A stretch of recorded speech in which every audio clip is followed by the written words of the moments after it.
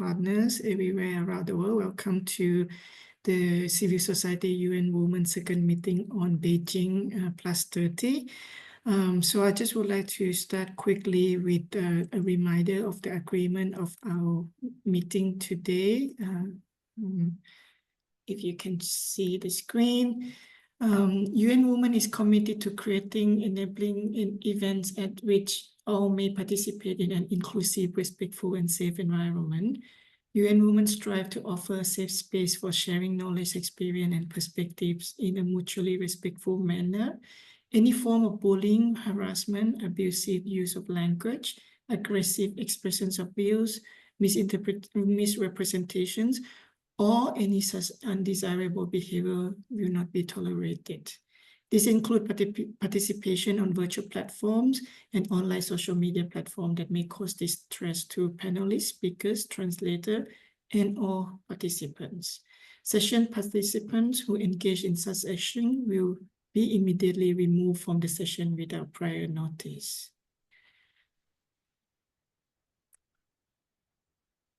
Just a little few points for logistics for the webinar today.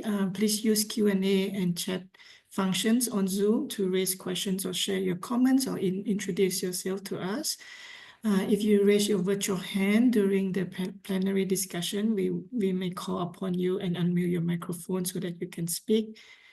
We try to respond to as many questions as possible, but within the given limited time, we might not be able to respond to all, so please accept our apologies in advance. Today's meeting will be recorded. If you have any objection to the recording, please let us know. The recording and the meeting note will be shared after the meeting, a few days after the meeting. And we apologize for that today we don't have the interpretation services due to some restriction. So now I would like to hand over to Lopa, the Director of the Civil Society Divisions at UN Women, to start the webinar. Thank you. Many thanks, Kam, and greetings, warm greetings to everybody. I see that there's about 150 participants online, so I'm delighted to welcome you all to this second CSO gathering. As you know, we are having a series of global CSO gatherings in the 1 year leading into the Beijing+30 commemoration at the UN General Assembly next year. And we're building from one webinar to the other. The first webinar a couple of months ago was also an opportunity for all of you to meet UN Women's Deputy Executive Director, Nyaradzai Gumbons-Vanda, in her new role. All of you know her. Many of you are deeply familiar with her from her previous experiences and engagements.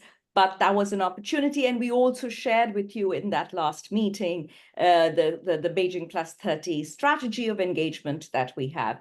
For this meeting today, we will have an opportunity to reflect on the UN General Assembly. And then we will hear some of these reflections from Nyaradzai and also from Lillian, who is here representing the Baha'i International Group. However, as you know, what she will be reflecting on is actually on behalf of the Coalition for the UN We Need, which, as you know, is one of the major networking CSOs that facilitated and coordinated civil society engagement in the Summit of the Future. So we will hear from Lillian as well, and then we will open it up for a plenary discussion to hear from all of you. Many of you were here for the UNGA. In any case, you followed it as well. So it'd be good to hear your reflections as well. And we will follow that up with a brief presentation from our colleague Laura Turkey, who is here as well. And she will brief on the expert group meeting that took place for the CSW69 Beijing+30 and some very important reflections. The expert group meeting brings together civil society experts. And so that will be an important discussion. And we will follow that again with a plenary discussion in terms of reflections from all of you. And then we will close it out for that. Before I turn it over to Nyaradzae for her more expansive reflections on the Anga, I will start with a few of my own, just 3 quick reflections from me before I turn it over to Nyaradzae.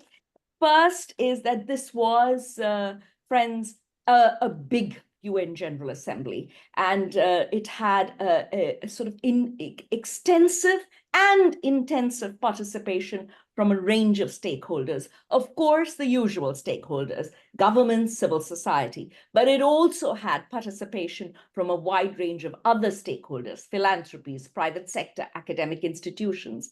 And all of these various stakeholders held an extremely robust set of activities, engagements, side events, bilateral meetings. And in all of these, gender equality and women's rights was a running theme across a range of issues: SRHR, women, peace and security, ending violence, women's economic empowerment, the care economy, women's political participation, climate, a range of issues around this. The underlying theme in many of these side events and bilateral discussions that took place was on the pushback and what we need to be doing to push forward for gender equality. On the main stage of the UN General Assembly, the contrast between the discussions on gender equality and women's rights in the side stage, in the side events and so on, was contrasted by a not significant discussion on gender equality and women's rights on the main stage, whether of the Summit of the Future or of the UN General Assembly. And the main stage discussions focus more on trade, debt, peace and security, climate, and also failing diplomacy, which, if you will look at it, is sort of a mirror, where on the one side, there was the discussion on pushback and pushing forward. On the main stage, the discussions were on failing diplomacy. I also want to draw actually attention to the fact that while these discussions were very strong in terms of pushback and how do we push forward and failing diplomacy, diplomacy held. The multilateral system held. We did get a pact for the future with fairly significant commitments going forward. Nyaradzae will talk about this more. Of course, we could have gone further. But that said, we do have something rich that we can work with as we go forward. So I do want to say that in spite of the challenges, in spite of differences, multilateralism and the commitment of the multilateral system did hold in terms of delivering a pact for the future that we can work with going forward. And my last point on this is that we saw, particularly in the Summit of the Future, including on the main stage of the Summit of the Future, very robust engagement from young people. Young people and young women and girls raised significantly their issues of leadership, the need for institutions, including the UN, to be more responsive to their leadership and to resourcing, both fiscal as well as political, for them. There was also a discussion on more voices for young girls to be in these spaces. And with that, I am going to turn it over to Nyaradzae for her reflections on the Anga, and then we will hear from Lillian as well. Welcome, Nyaradzae, and over to you. Thank you. Thank you. Thank you so much, Lopa, and your team. Lopa, you, as our Director for Civil Society, you continue to keep the whole organization and the systems fit to the fire. You continue to remind us where are the rights holders, what is their voice and the perspectives that we bring into the discourse. Let me also start by appreciating the gathering in New York was a culmination of a solid, significant work for a couple of years, actually, from the conceptualization of how the Pact for the Future should be, to the hosting of a series of conversation, the online engagement, and we were with some of you in Nairobi for the civil society discussions. So I feel that as UN Women, our first reflection is that we must continue to advocate for inclusive processes that bring the experiences and voices of women and girls for all in our diversities into the space and into defining the content. So the process matters and the content also reflects who was at the table and who was not able to be sufficiently at the table.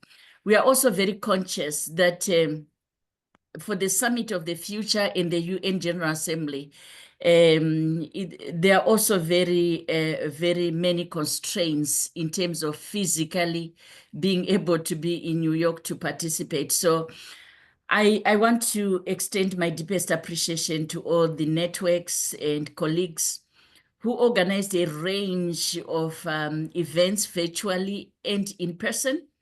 And we attended many of those as much as we could as UN Women. The feminist festivals, the youth festivals, in addition to the formal meetings. So I just wanted to place on record our appreciation of the convening, the importance of civil society convening, of convening for gender equality, and for bringing the voices from the margins into the center. We now continue to reflect to a point that Lopa has said, that we have multilateralism, which is UN multilateralism, but we also have civil society multilateralism, where we are coming together across the world, the mini multilateralisms, where we are also bringing the governments to our space, to the space for civil society. So I just want to say thank you so much. Congratulations. Whatever we have in the Pact for the Future, the outcome of the summit could not have been achieved without the significant engagement from all of us. I want to reflect, secondly, on the context and the big issues that did inform the political context and issues that made us sleep very late into the night.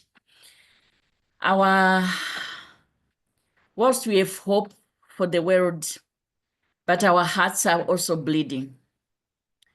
Literally and physically, we are seeing even now just the escalation of conflict and violence. Barely 10 days, 15 days after the UN General Assembly. At times I'm asked, how can we prevent sexual and gender-based violence in conflict? And my answer is, let's stop the wars. Let's stop the conflicts instead of saying, how can we stop in conflict? Because the conflict in itself is violence. So we are very clear that we are in a world where we are reflecting on the outcome of the UN General Assembly and the Pact for the Future, in which was calling for a world of peace, of development, and human rights. And we are also doing this together. And today, this reflection, when we are also calling for the ceasefires, when we are calling for peace, we are calling for prioritization on the investments. So the gender equality discussions that happened and the decisions that were reached were in the context where the core issues that went until the last hour of decision-making included peace and security and disarmament discussions. And we need to say, as we reflect on the commitments we have on women, peace and security, what is the content from a gender equality and women's rights perspective that we have on that macro issue to do with disarmament, conflict, violence, beyond participation? What are the advocacy actions that we need to move forward? The second big issue that was there related to climate change and including the financing, the loss and damage, and other range of resources. The question for us from our work and together with you in our advocacy is both that the issues are preventable and there is mitigation. How can we continue to advocate for accountability for member states to take the appropriate actions? And also on the issue of the funding, that we have to go beyond how we can access the funds, but also how are the funds gender responsive in themselves, and also what are the modalities which makes access easier. So these were some of the issues that were critical to us in terms of climate. Indeed, the issues of debt have been raised, and were also a huge discussion. We showed the tension between peace and security and development was also the issues around financing development and the debt crisis. It remains an important issue, especially as we go into the FFD process, the financing for development process. We need to continue to address the issues of gender equality there. As Lopa had said, the Pact for the Future has some very good, strong commitments on the substantive issues mainstreamed throughout related to gender equality, the empowerment and rights of women. There was a re-echoing of the Beijing Platform for Action. There was a reflection back to us on the issues of women in decision-making, issues of sexual and gender-based violence, and we would have wanted to see more on sexual and reproductive health and rights, and it was not sufficiently reflected. And yet we also had content relating to gender-based violence, to sexual and gender-based violence. So in a way, the Pact for the Future was mirroring what we have in the SDGs. And what also became very important for us is how do we move the needle forward with the outcome of the Pact for the Future into running the last mile, the last couple of years on the SDGs. A couple of other key points that were critical to us as we reflect on the outcome of the Pact for the Future relates to the decision on the revitalization of the Commission on the Status of Women.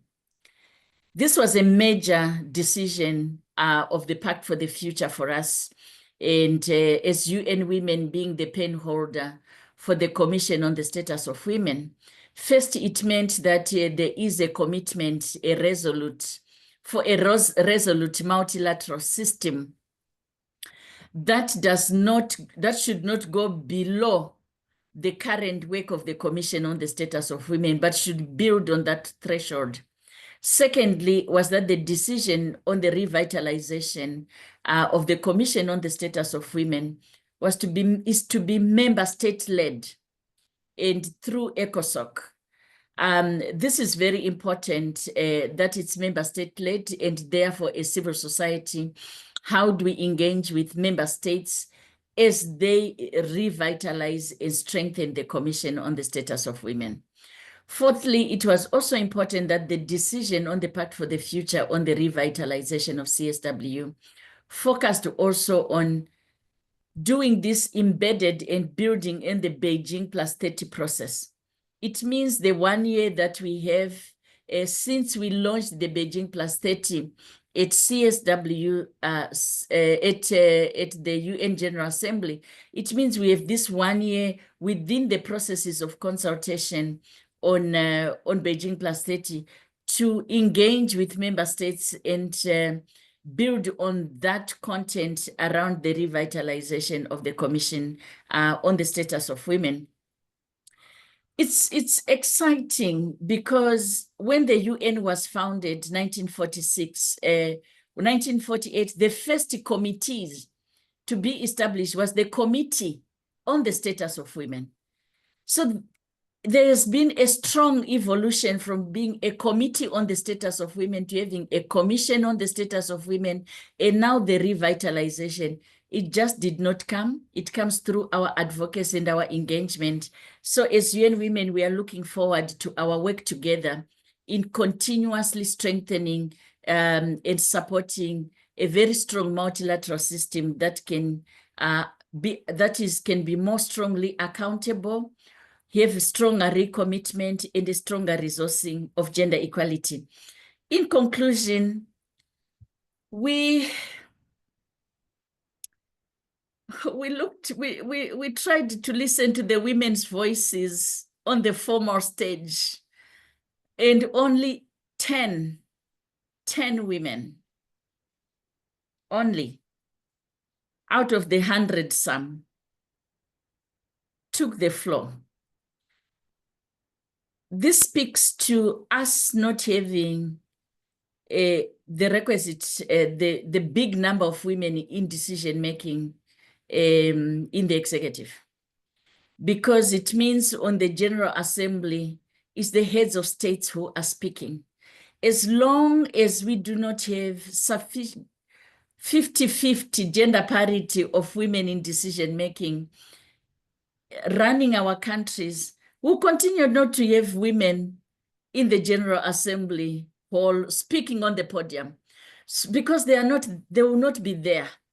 And equally, where the heads of delegations were ministers of foreign affairs, we also had less women speaking who are heading delegations as ministers of foreign affairs because we do not have many women appointed as ministers of foreign affairs.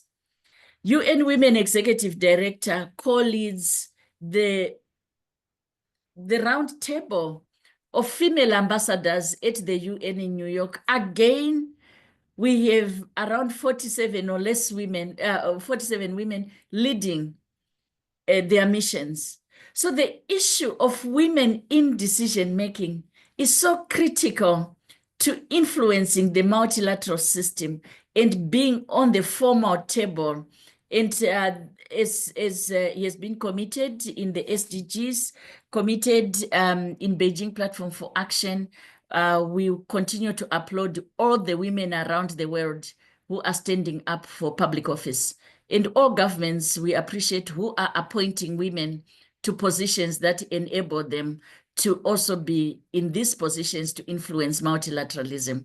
And again, thank you so much to colleagues for the ECOSOC resolution on which we have for a possible Madam Secretary General, and a resolution and a good debate in the Pact for the Future that we also need to have gender equality in the UN, including for the Secretary General.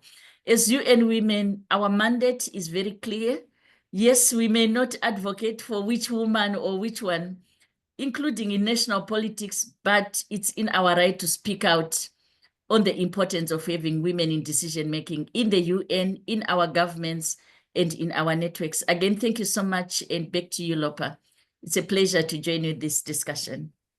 Thank you very, very much, Nyaradza, for those very, very thorough reflections. And indeed, as you rightly say, the aspect around women's leadership was such a front and center discussion in terms of certainly the side events, along with some of the other critical issues, such as feminist foreign policy, and She Decides convened a set of meetings around SRHR and so on. And I think that as we reflect, both for CSW revitalization, as well as for the Beijing program of action over the next 1 year, and all our joint advocacy with all of you, civil society leaders, this point about bringing the gender equality, women's rights discussion main stage, center stage, in countries and on the global space, is something that we should be really thinking about, that it is the big discussion. It is the world is dealing with multiple insecurities, and multiple inequalities contribute to that, and therefore addressing gender equality and women's rights is a way of addressing these multiple insecurities. So with that, I'm going to invite Lillian to speak. Colleagues, I can see a lot of questions in the Q&A. Some of those we will respond directly. I see some questions around the regional consultations. We will have an opportunity to also ask some of the CSO leaders that are in this call to reflect on that, but we will also respond in writing to some of those questions. And there will be an opportunity for a Q&A following this. Over to you, Lillian. Thank you so much, Lopa, and thank you to UN Women for this invitation to share some reflections from the civil society perspective on the Summit of the Future and the UNGA. Just to maybe clarify how I'm going to be sharing these reflections, I serve as a representative to the Baha'i international community, formally just following the discourses on gender equality and peace and security. I also serve on NGO CSW as a member at large, but I'm wearing my BIC hat today, and this invitation is really to share some reflections following the interview that my colleague Dan Perel did with Global Dispatches, and he was also doing that interview in his capacity as a representative to the BIC. So just to share that context first. So maybe just to start with some general reflections on the Pact for the Future itself.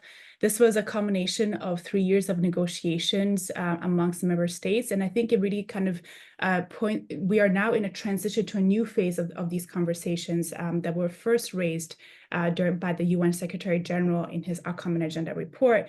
And of course, we remembered that this report came about at the conclusion of the UN 75 process, when the member states turned to the SG, acknowledging that the multilateral order was in peril, that they were increasingly struggling to adequately address the global nature of our shared challenges in a way that met the needs of not only of current generations, but also of future generations. And I would like to point out something that was also mentioned by Nyarazai, that within the multilateral system, there's no issue that would not benefit from the stronger voice of women in all of these processes. So just to point that out. So the pact itself has 2 annexes, the creation of the future generations and the Global Digital Compact. Maybe just a few observations about those 2 annexes. I think it's very clear to many of us who are very aware of the gaps between the distribution of digital technologies across the world, especially how they can be used for sustainable development, that there's need for a global framework that allows for the most just distribution of those tools.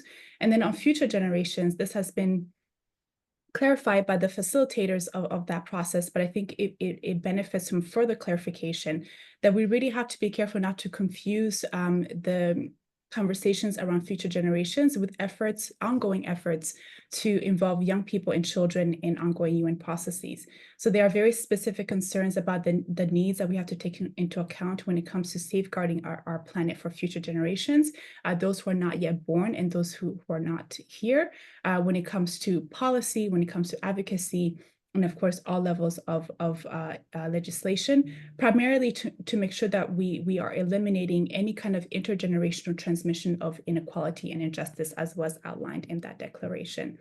Of course, when it came to actually discussing the pact during the Summit of the Future, I think many of us have been in conversations around what happened at that gathering when 143 member states voted in favor on the no action motion to suspend the conversation on a hostile amendment that was proposed at the very last minute. This no action motion was introduced by the Congo on behalf of the Africa Group. And I think many people have recognized that this was really a strong solidarity from the Africa Group, which speaks volumes when we see multilateral processes that don't always have developing nations at the forefront of those processes. So I think that's important to note. It's also important to note that member states were ready to move forward with the pact and the language where it was at that time, as has been mentioned, up to many, many long negotiations that went late into the night, right up into the last minute. And this showed that an overwhelming majority of the world's nations ready to move forward with the document. Of course, there are many things that are in the pact. I'll just speak to some of them that stood out. Mainly, really, the strong intention and language in there to make sure that we have a multilateral system that is supporting the implementation of the SDGs. There's language in there pointing to the need to further implement the WPS agenda, the role of women in STEM, and of course, the protection of women in conflict. And I think the point that was made earlier by Nyaranzai about we should really move beyond that point to talk about the resolution of conflict is really important.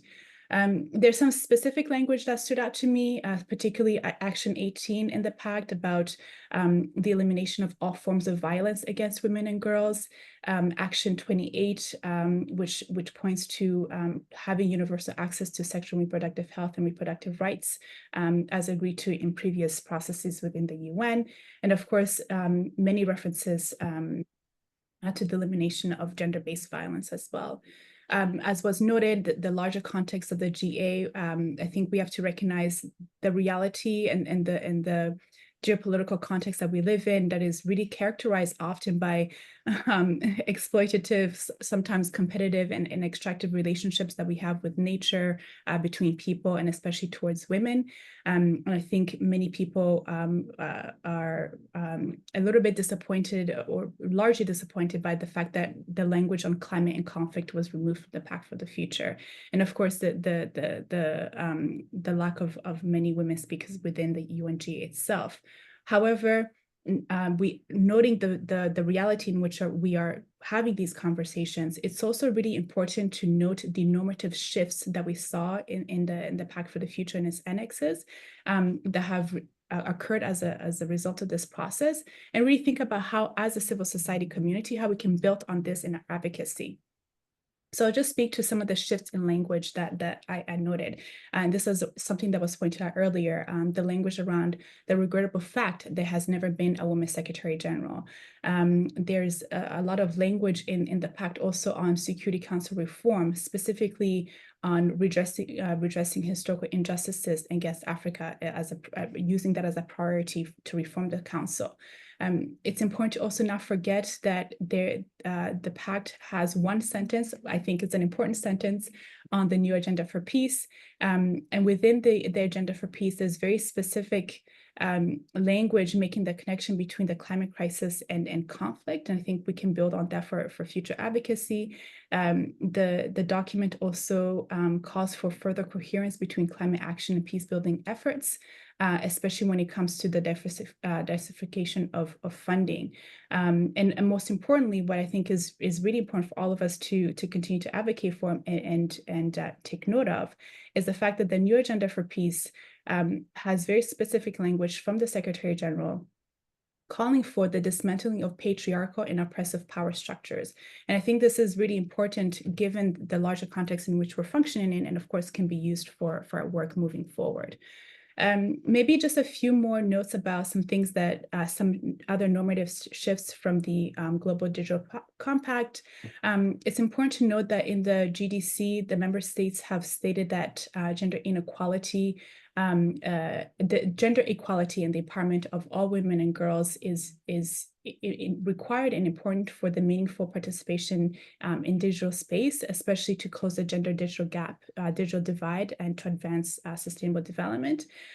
They also outline in their objectives in that document that member states have to urgently counter and address all forms of violence, including sexual and gender-related violence as well.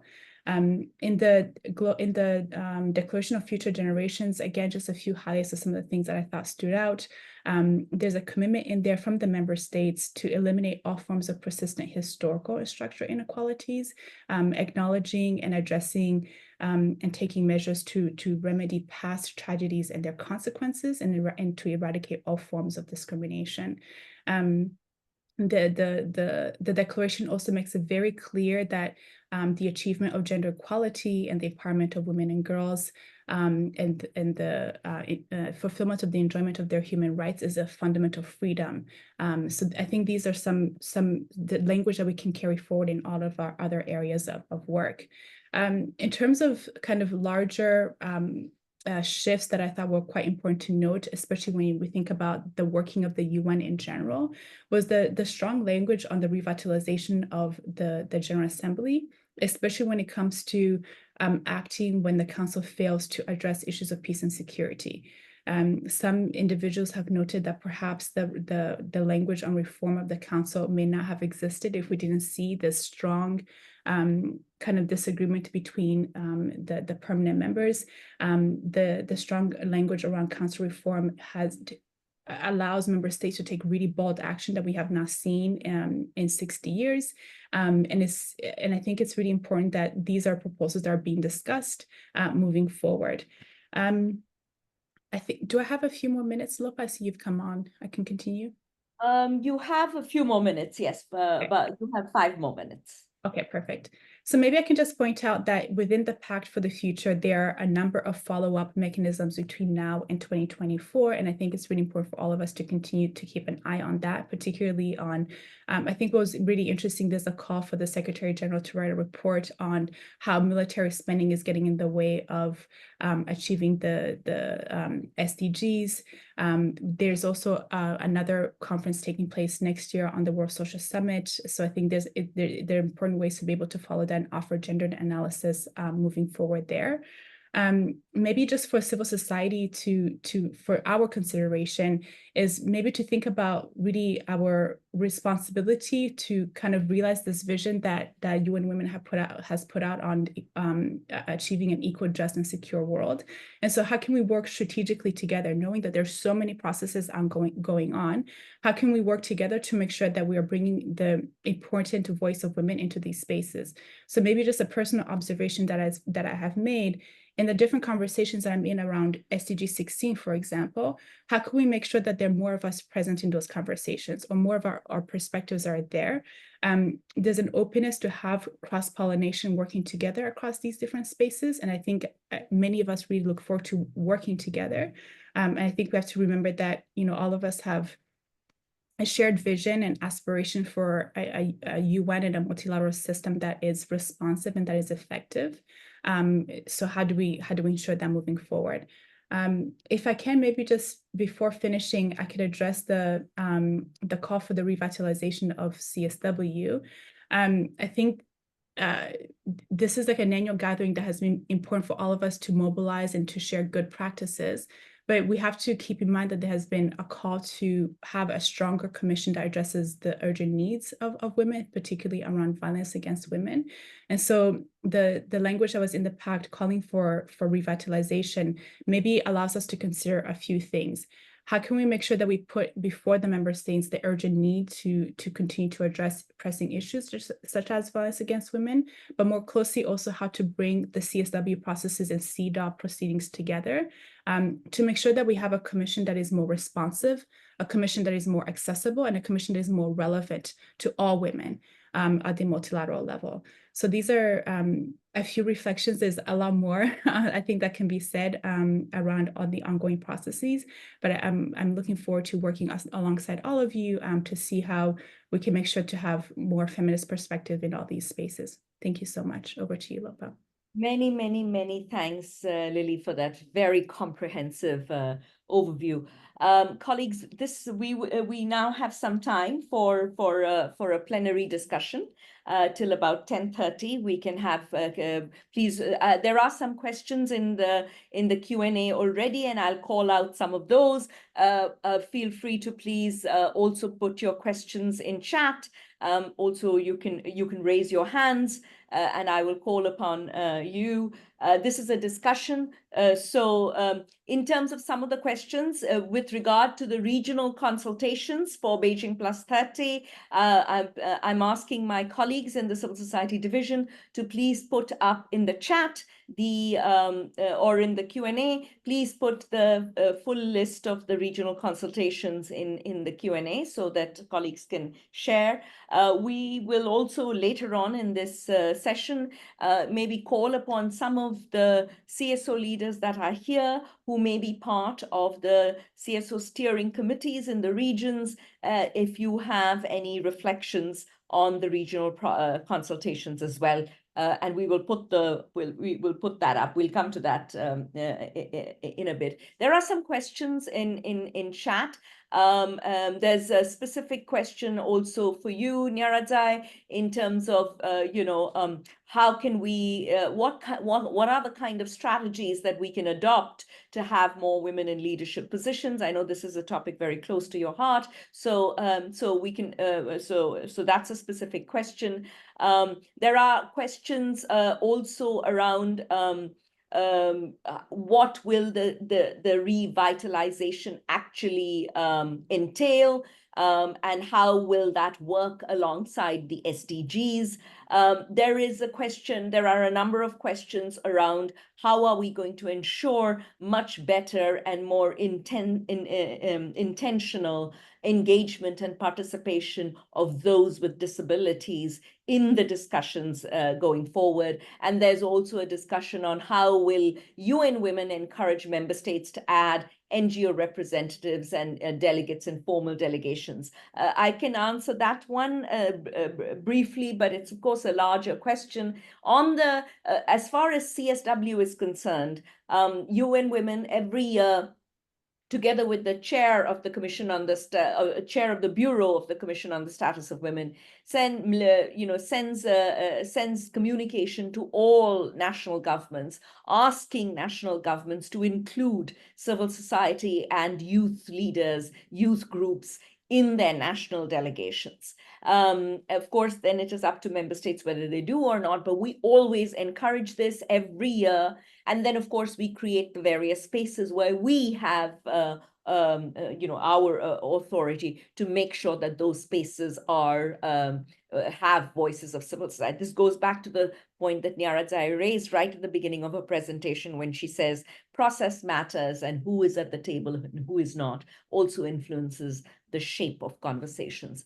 But so we will continue to do that. I also want to say that as part of the CSW revitalization, this discussion on making CSW more responsive to the needs of the women and girls of the world and in countries, this aspect on how civil society and young people can participate in more meaningful ways in CSW would be part of the CSW revitalization discussions as well.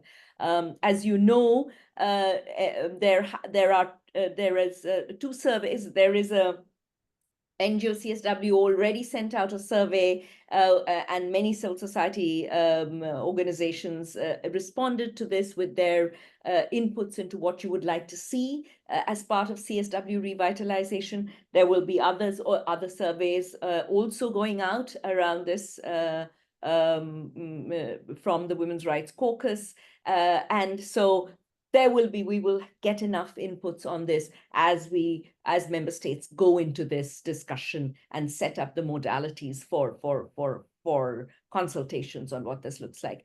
I'm going to ask you to come in with anything, including the specific question to you, Nyaradzai. Thank you. Thank you so much, Lopa and colleagues. Wow. Such a robust, deep discussions and reflection. And thanks, Lillian, for the contributions as well.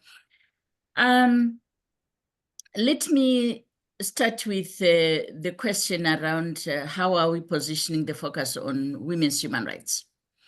Our mandate and the whole focus on the Beijing Platform for Action, and we must continue to emphasize that the focus is on equality, gender equality in the context of also other inequalities, because the world has other inequalities in addition to gender equality, which impacts on gender equality. So it could be issues of race, it could be inequalities between nations and communities.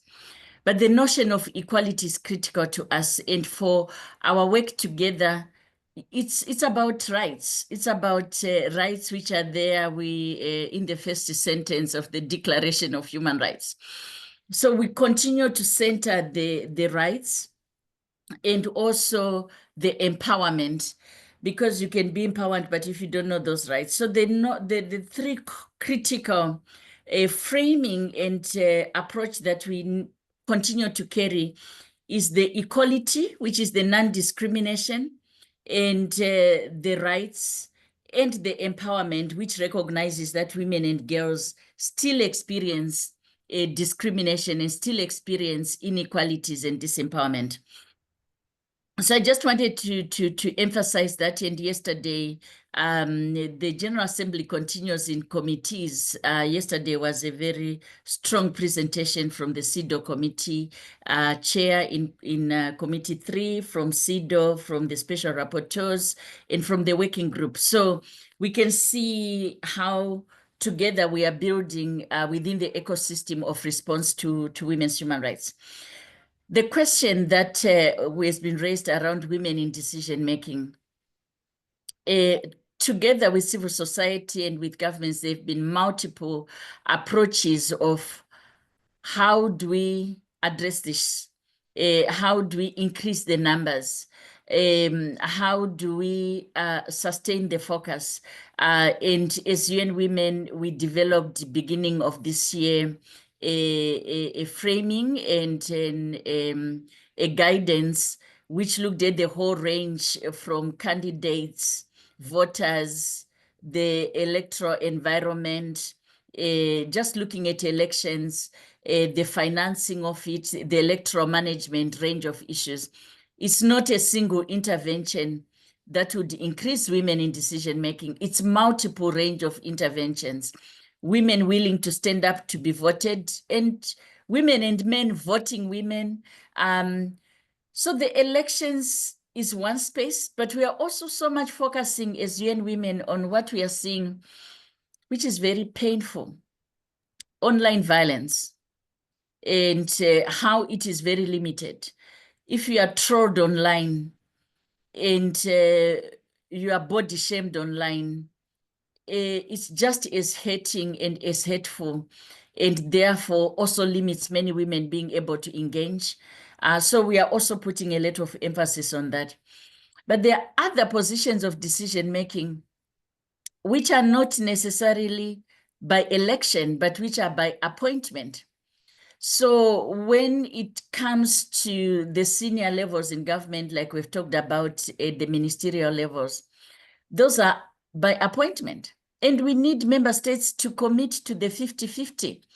And also for civil society and other partners to hold governments accountable who don't uphold the principle of 50-50. And this is where there is a major challenge. In some countries, it's 30%, it's 25%, whatever percentage it is, but there is still an insufficiency of upholding the commitment to appoint women in the numbers that are agreed in the Constitution. So it's an accountability issue that we are seeing. We still need affirmative action.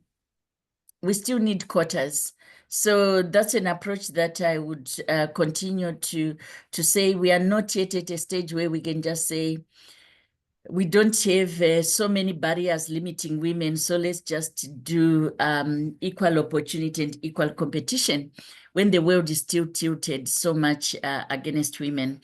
I think the last point that I have, Lopa, is the Pact for the Future seems very much at times, I'm thinking from my time in Murewa, seems very much distant. Seems like it's somewhere here. I think our collective role is to make this global Pact for the Future, General Assembly decisions, to come home, to really, for those who were participating, organize a feedback session, invite whichever ministry you feel is critical to the accountability, beyond the Ministry of Gender and in addition to the Ministry of Gender, to do the same feedback session we've done here, to say, therefore, what does it mean for us in the countries, in the communities? What is the monitoring mechanisms? If we are going, of course, next year there will be a GA80. How are we preparing? How are we engaging? We need to connect the global processes with country-level robust mobilization, robust engagement, because when countries come to New York to negotiate, they are negotiating country positions, which they would have come home with a position. So we really need to support civil society participation in the country level dialogues, and also to be in the delegations if necessary, because at times, depending with the nature of your own governance, at times somewhere it's better not to be inside, but to be outside.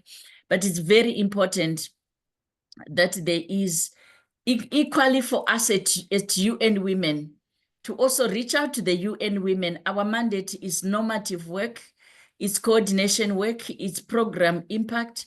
So reaching out also to UN Women in the countries and to the resident coordinator's office so that we are involved in the feedback loop and in the discussions that happen in the countries is equally very important. Let me stop there and hand back the floor to you, Lopa.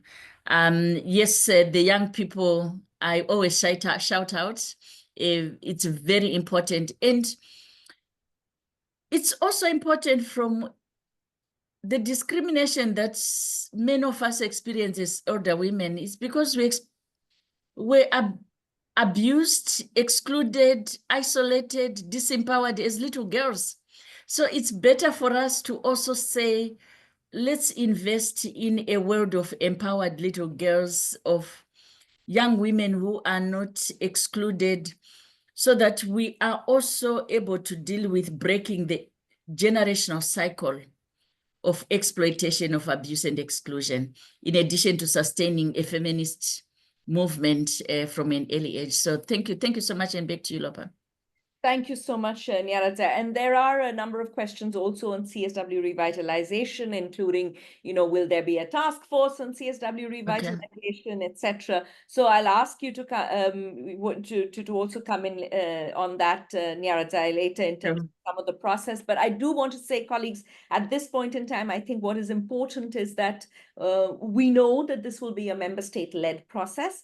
That said, there will be opportunities, and then Nyarata will speak to some of this in terms of how we are going to work with multiple stakeholders, including in particular civil society around this. As I mentioned earlier, and maybe some of the civil society members here, NGO CSW, Women's Rights Caucus members here, may want to come in also on the inputs that have come in from civil society already, and that will be coming in as we go forward into this process. One other point before I turn it back to you, Nyaradzai, and then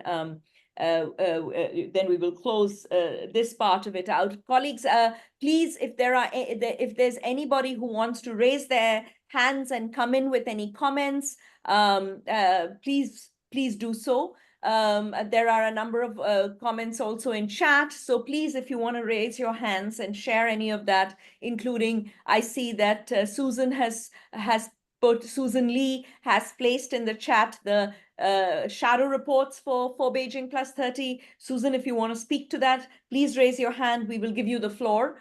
But I do want to say very, very, very affirmatively here that as we lead into certainly the Beijing+30 discussions, but the next CSW, that we will, of course, be mindful and create spaces intentionally to make sure that people with disabilities and disability rights groups are engaging, fully in the discussions around CSW, but also in the CSW revitalization. Nyarata, if you wanted to add anything here. Yes, thank you so much, Lopa, and definitely on your last point, as I navigate the UN, either limping or on my crutch or on the wheelchair, depending on the surface, I also very much see how much we still need to do around inclusion. And therefore, it's a discussion we're having with my team as well, and colleagues in UN Women, that even just some of the basic information, how can we have it in accessible language, interpretation, we need sign language. So there are many practical steps that we need to take. And in addition to the substance for disability inclusion. And equally, I've taken note and I agree, and it was raised in the first meeting, that we take the life cycle approach and also focus on older women. This is very important as well when we look at the demographics, when we also say our rights and empowerment should be for the whole of our lives and not just for young women and middle-aged women. But let's look at the totality because there is also abandonment in the range of many other issues that older women are facing. And I know that our colleague Apana in the coordination division has also continuously raised this issue with us and will also give a feedback as she provides us leadership on that thinking. Lopa, you specifically asked the question, requested me to reflect on the issue on the CSW revitalization. Is said in the resolution, this is member state led and it's ECOSOC led. So the current president of ECOSOC is Canada. So we'd be looking up to the guidance that we receive from the ECOSOC Bureau in terms of how, as member states, they will be taking this process forward. And our role as UN Women, as per our mandate, is to provide technical advice, to provide data, but also to just provide information like we are providing information to all of us today. So when we have more updated information, we'll also share with you. But what we've also always treasured over time, and which has been the joy also of my own experience of life in civil society, is that civil society also recommends and advises and push positions what you think. So yes, whilst we get this, the member state-led process, the formal process, the multilateral process in place, I think it's also important to continue to also receive your own thinking on what would this look like? What are the issues you would like to see on the table? What is the perspectives that you have, so that as the member states lead the process, as ECOSOC leads us in the process, there is also an input from the rights holders directly into the how and the what, and for what purpose, the impact that we want to see. So through our civil society division, we'll keep this as an open item for robust engagement, for us to have a resolute multilateral system, so that by the time we come to UN General Assembly 80, both to CSW 79, we have some very clear milestones. We also look forward to a quality space during CSW next year for discussions around revitalization. So at this stage, what we have is a decision, and what is yet to be defined are the modalities of how that decision would be implemented. Thank you so much, and back to you, Lopa. Thank you so much. And Susan, I saw that you had raised your hand if you wanted to come in. If there if there's anybody else that would like to come in with any views, my colleagues from the civil society division will be putting online, in chat, the regional consultation schedule, and we'll have a moment a little bit later in this meeting to discuss that further. Over to you, Susan. Lopa, thank you very much for the opportunity to speak, and I hope that you can hear me. I put in the chat several of the U.S. Women's Caucus shadow reports for Beijing+30. We are producing a series of shadow reports. So far, we've issued 3, and others will be forthcoming in the next few weeks. So we're looking mostly, since we're the U.S. Women's Caucus, at what is going on in the U.S. And we'd be very interested in having other shadow reports posted on the UN Women website. So shadow reports from many countries can be available to NGOs. Thank you very much. Thank you, Susan. And indeed, they will be. There are other countries that are also doing civil society shadow reports, and we will be, as always, we will be finding a space on our website to actually post those shadow reports for everyone to look at it. Colleagues, we are on time for the next. So I see a hand up. Moju Balu, please come in.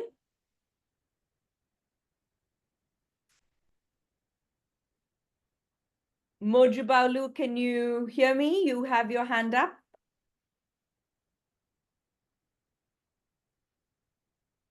Okay, maybe we're not hearing you. You're on mute. Right. So we'll come back to you later when you are able to access your mic, or if you want to put your question on chat. We will move into the discussion on the expert group, but I think that one of the things that we've discussed CSW quite extensively, and of course Laura, my colleague who is here, will also now be opening up the discussion around the expert group meeting and where that was, and perhaps after Laura gives her presentation, we can have a few moments to also discuss what we've discussed CSW revitalization. We've talked about the CSW, but one of the other important pieces for CSW is the political declaration. And we can have a few minutes to discuss that as well before we move on to possibly a discussion on the regional reviews. So with that, over to you, Laura. Thanks so much, Lopa, and thanks for the invitation to present to this incredible group. So my name is Laura Turkey. I'm the Deputy Chief of the Research and Data Section of UN Women at HQ. And one of the many things that I have been involved in recently is the work to organize the virtual expert group meeting for CSW 69. So I've just got a few minutes to talk you through what that expert group meeting was, and the purpose of it, who we brought together, some of the key themes of the discussion, and the next steps. So I just have a few slides which mostly help me organize my own thoughts. So I'll just take you through those now. Okay, so CSW 69, as you know, is the Beijing+30 review and appraisal, the opportunity for member states to come together to reflect on progress gaps and challenges on the implementation of the Beijing Declaration and Platform for Action. And as part of the process of preparing for the CSW, oh, hang on a sec, have I got... Oh, I thought I had, sorry. Okay, so as part of the work to prepare for the CSW 69, we hosted a virtual expert group meeting. And the purpose of this meeting is to convene experts from civil society, regionally diverse and issue diverse experts from civil society to reflect on gaps, progress and challenges on the implementation of the Beijing Platform for Action. The deliberations of the expert group meeting is intended to feed into the Secretary General's report that my team is preparing. And the other purpose of the expert group meeting is to produce an independent report of the experts based on the key themes and recommendations coming out of the discussion, which is available as a resource for for member states, for civil society, and so on as we move towards the CSW in March. So in terms of who attended the expert group meeting, we had 23 experts from 21 countries and 6 regions. We had observers from a range of UN agencies and regional commissions. And the kind of issue areas that the experts sort of spanned was extremely broad. So women, peace and security, issues of governance, women's movements, financing for gender equality, women's land rights, women's human rights, LGBTIQ+ rights, climate change, gender-based violence, technology, and many, many others. And of course, many of these experts spanned a number of these different themes. So we had a very rich and diverse set of discussions. An important principle of all of our work around Beijing, including the EGM, was to ensure that we had very strong youth participation, and part of the agenda, in fact, was to explicitly to enable intergenerational dialogue. So in terms of the agenda, we had 3 days, and the kind of sort of the themes that we hope to cover were about accountability, recommitment, and resources. So on day one, we sort of we focused on, if you like, the retrospective view, like where have we come to in terms of implementation, where has the progress been? You know, there's some important progress that we need to celebrate and note, as well as, of course, reflecting on gaps and challenges. And then thinking about those gaps and challenges, we wanted on that first day to also reflect on the kind of mechanisms that are in place and the mechanisms that we need to ensure accountability for action.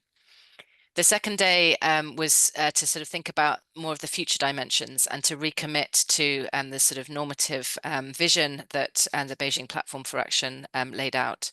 So we looked at kind of issues of continuity, change, and future prospects, bringing in some of the the big emerging and contextual issues that we're facing currently. And also had a session on issues around reclaiming civic space, citizen voice, and normative processes. And then the last day focused on the all-important question of resources. So, having acknowledged where we've come from, where the remaining gaps are, and so on, what are the kind of resource implications of making further and faster progress to achieve the vision of the Beijing Platform for Action? So based on that agenda and with the incredible array of experts that we had with us, as well as colleagues from across the UN system and the regional commissions, there were 5 key sort of discussion themes that came out very clearly from the 3 days. So I think the first one was around advancing the normative framework on gender equality. So I think acknowledging that there's been huge kind of normative advances since the Beijing Platform for Action was agreed in 1995, but also acknowledging that there are huge gaps in implementation and also new issues that have come forth and demand greater kind of normative sort of thinking and frameworks. So thinking about issues around technology, which were, not such a huge issue in 1995, but now, really crying out for new kind of normative frameworks, particularly in relation to gender equality. Climate change is another one. I think Beijing was incredibly visionary in the way in which it talked about women in the environment. But, I think many of us working on issues around climate change see enormous gaps in kind of policy and normative frameworks that both recognize the impact of climate change on women and girls, but also recognize the key role that women's, knowledge and expertise and leadership can play in addressing it. The second key area was around accountability, and I think the context of global backlash against gender equality came through extremely powerfully throughout the EGM and across all the sessions. So the challenges of how the kinds of institutions that are needed and how we, if you like, re-empower some of those institutions in a context where they've been hollowed out, where we've got the emergence of far right political movements and so on, who have used gender equality often as a key issue for pushing back on women's rights and LGBTIQ rights as well. The third area was about strengthening intersectional and intergenerational women's movements. And again, that was where we had some very dynamic conversations between younger and older generation feminists. And I think an understanding of intersectionality as being about, different identities and, mobilizing, political movements around that, but also recognizing that many of the issues that we're all working on are also intersectional. So, we see the intersection of issues around gender-based violence and land rights. We see the intersection of issues around climate change and women's rights and so on. So really thinking about how we can build movements that are truly intersectional in terms of identities, but also thematic focuses. The fourth area was around reclaiming feminist, multilateral and human rights spaces, an issue that I know we've already talked about quite a bit in this meeting, but what are the actions that are needed in order to ensure that UN spaces and processes, human rights processes and so on can really embed civil society perspectives and participation in ways that are not simply tokenistic. And then the last one was about mobilizing adequate and sustainable financial resources. So here we spoke about, the need for, to greater investment in women's funds, the need to, properly and sustainably fund women's and feminist movements, but also some of the challenges we see in terms of the setup of the global financial architecture that really kind of deny countries, particularly in the global south, of the resources they need in order to properly invest in public services, in care, and in policies to advance gender equality. So those were our kind of key discussion themes. And so in terms of kind of outcomes and next steps, so we, the experts with our support are working on finalizing their independent report, which is based around those key themes and concrete recommendations for how we can address those issues. So that will be shared soon on the website, and it will include a short summary as well. Almost all of the experts who attended the meeting also provided short expert papers, and those will also be available on the website soon, and they cover a really broad array of different issues. And then all of that information, as well as the national reports that member states have submitted on the implementation of the Beijing Platform for Action, all of that information is feeding into the drafting of the Secretary General's report, which my team is leading on that process. So all of that is happening, all in preparation for CSW next year. And I know that this has been shared in the chat, but I think many of you were asking about the dates of the regional forum, so I thought I would also put that up on a slide for you. So we'll be sharing the expert group meeting report and expert papers with the regional commissions to feed into the regional forum, regional forums that are coming up. And this is, I think, the latest information we have on those dates, and you'll see that some of them also include civil society forums as well, and youth consultations and so on. So I will stop there and look forward to any questions or discussion or points that anyone would like to raise. Shall I leave these dates up for a minute, Lopa? Sure, and I think colleagues have also put it in chat. Thank you, Laura. I think you can take it off. We will also share this. For all of you who have been asking, we will be sharing the recording from this meeting, as well as the notes from this meeting, and of course all of these details.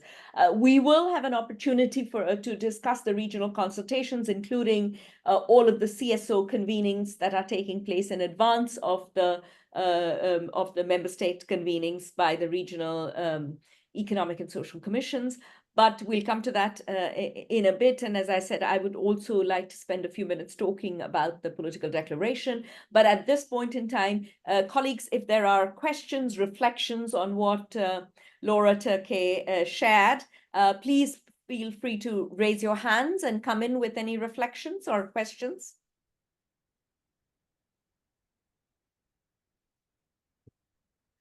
CSD colleagues, if I'm missing any hands, please let me know.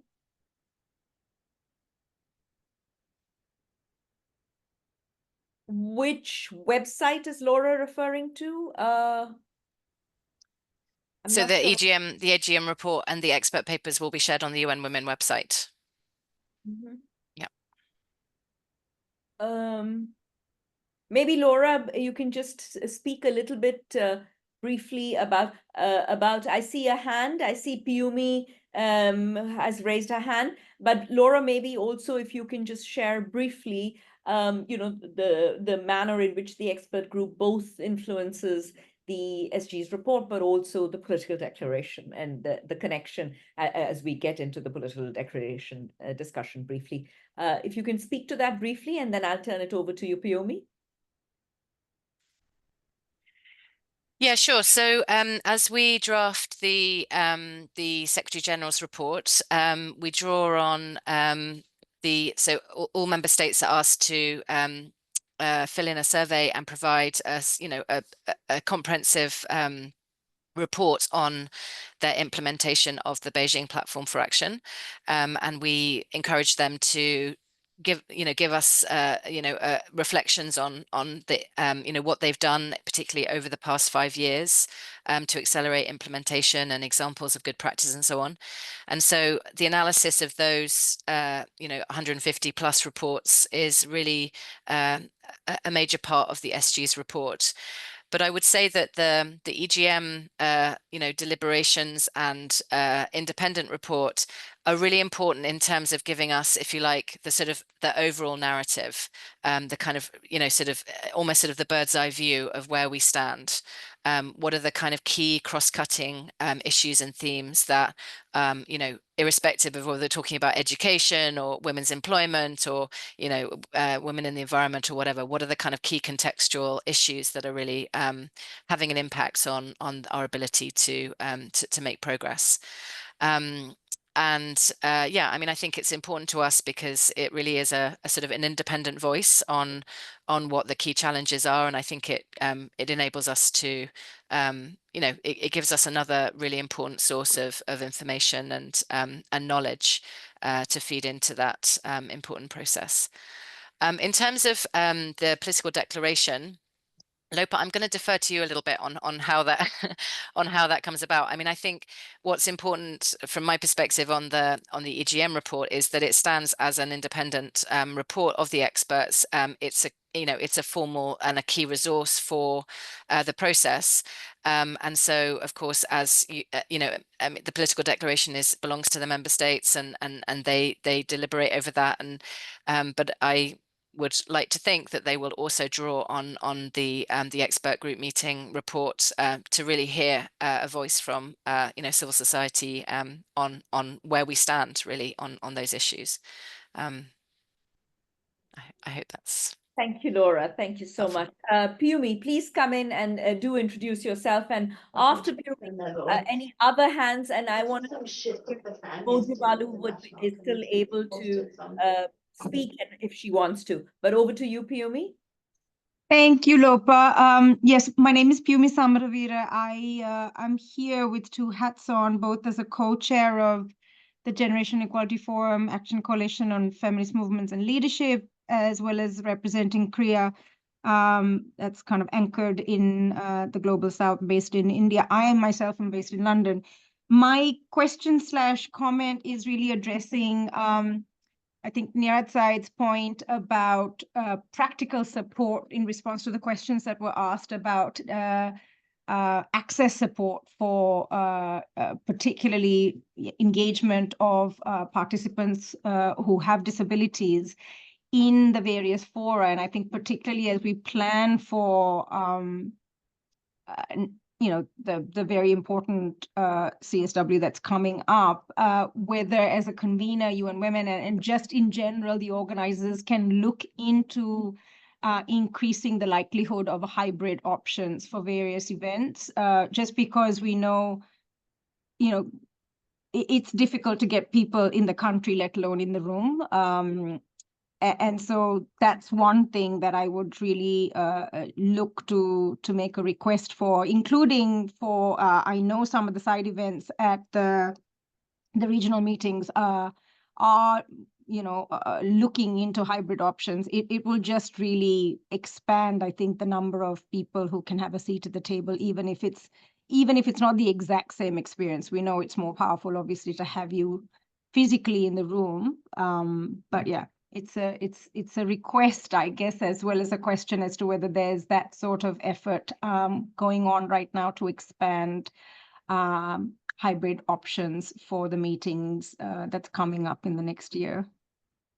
Thank you very much, Piyumi. I'm able to actually respond to that, to part of that, noting well that this is work in progress. So just to be highlight a few things here, and Piyumi, you're part of the Generation Equality Action Coalition, so you know this. We had a lot of learning from our engagement in generation equality in terms of how to be much more responsive to include people with disabilities in discussion. So indeed, from a UN Women perspective, for the events and convenings that UN Women does, we do look at hybrid modalities and also to make it as inclusive as possible. It's an ongoing process. We have also been engaged with the disability rights groups in terms of constantly looking at ways in which we can ensure that our meetings are more accessible and inclusive. So that would be there, including this point that you're raising around hybrid, as much as is possible for those that UN Women convenes.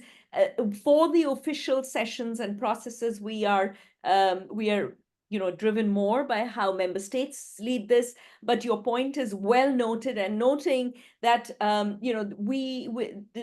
discussions around this are actually a year long at this point in time with regard to Beijing+30. So there will definitely be as many of these spaces which will be hybrid, but not all. And I think it would be good to also continue this conversation with you and others on this in terms of how we can continue to strengthen this. I would also suggest that as part of your discussions with your own member states and national delegations, that this point around trying to ensure that not only side events and those that are convened on the sidelines of CSW, but also in terms of the official sessions, for you to have those discussions also with members of the Bureau as well as with members of your national delegations, so that discussion around hybrid becomes much more of a mainstream discussion. Laura, before we move on to the next session and have a little bit of a discussion around the regional consultations, we are very close to the end. There were some questions in chat around the expert group, how they were selected, and also on aging, if you wanted to just quickly come in. Yes. So in terms of how the experts were selected, we worked very closely with our regional and country offices to select the experts. It was a bit of a kind of puzzle, if you like, to try and get the regional diversity that was very important, but also to ensure that we had issue diversity and then a good representation of different groups of women and so on. So that was done in consultation with our colleagues in the Civil Society Division, who by the way partners with us on organizing the EGM, and all of our kind of regional and country offices. Lopa, what was the question on aging? I didn't quite see that one. I think you mentioned the intergenerational conversation discussion that took place, but there was some question specifically on, did you address the aspects around aging in the expert group meeting? Was that a topic of conversation? I think one of the issues that that comes up clearly in the I think some of the discussions in the EGM around social protection and the kinds of public policies that are needed to support women across their life cycle, I think those came up in the EGM, and that will also come through clearly in the SG report. We have one of the chapters focuses on those issues, and I think some of those issues will come up through that as well. Thank you very much, Laura, and we are very much on time. So I want to touch briefly on the regional consultations, colleagues. The regional consultations, you've seen the schedule. Laura shared it. Plus, there's CSD colleagues have also shared it in chat. Most of these regional consultations will, including the first one, which is in Geneva as part of the European Commission. The Economic Commission of Europe, sorry, not the European Commission, as part of the Economic Commission of Europe. That is taking place later next week in October. Most of the regional consultations will have CSO convenings before the regional consultations. There are CSO steering committees that have been set up, civil societies participating in those regional consultations, in the CSO convenings, and then also a pathway into ensuring that the discussions from the CSO convenings inform the discussions as part of the regional consultation process as well. So I want to know if anybody is there who would like to elaborate on this in any way. Anyone who wants to add to this discussion around the regional consultations and the CSO convenings that are taking place ahead of it? Any of the CSO members here who would like to add to it? Those of you who are leading some of these discussions. I know Mabel, you're on it in the room. So did anyone wish to come in on this? Please raise your hands. I don't see any hands raised. Mojubalu, we note your question around CSW revitalization. Nyaradza had already addressed that. As we said, we're still waiting for a process to be put in place, and we will be engaging in discussions around that, including consultations. I will briefly, we have 5 minutes left. I will briefly speak to the political declaration, and then also, Nyaradza, I invite you if you want to add to it and close us out. On the political declaration, colleagues, as you know, this CSW 69 is a review of Beijing.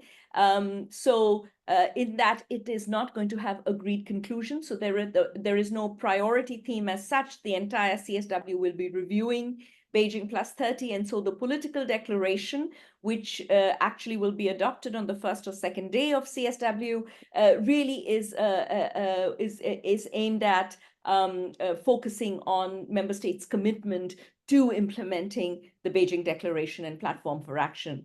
Nyaradza spoke to the fact that a resolute political declaration that commits to this. And so also your discussions with your national delegations who will be engaged in inputting into this political declaration to ensure that we have that connection from the Pact of the Future, the implementation of Beijing and the SDGs going into 2030. I wonder if you wanted to add to this, Nyaradza? Nyaradza, are you with us? I don't see that. Mabel, I see that you're saying you cannot put up your hand, but please go ahead, Mabel. You have the floor. Can you listen to me? Thank you so much, Lopa. And I want to say to all the Latin American, the Caribbean, that we are organizing as NGO CSW for Latin America and the Caribbean through FEIM, our regional meeting, the 3rd of December in Santiago, ECLAC. And we are preparing a report, and also as we want now, we are doing also a manifesto in order to be more clear. And so we invite all of you, because now we are working on the text of the document. So please write to us. I put on the chat our email, and you can do in Spanish or English. Pueden escribir en español o inglés, y estaremos encantadas de recibir los aportes y sumarnos todos a este gran informe en el cual tenemos que evaluar qué ha pasado en la región sobre esta gran Beijing plataforma que todavía no conseguimos se implemente. Sorry, I'm speaking Spanish because many of the people from Latin America are requesting that you have translation or interpretation in Spanish. Thank you so much.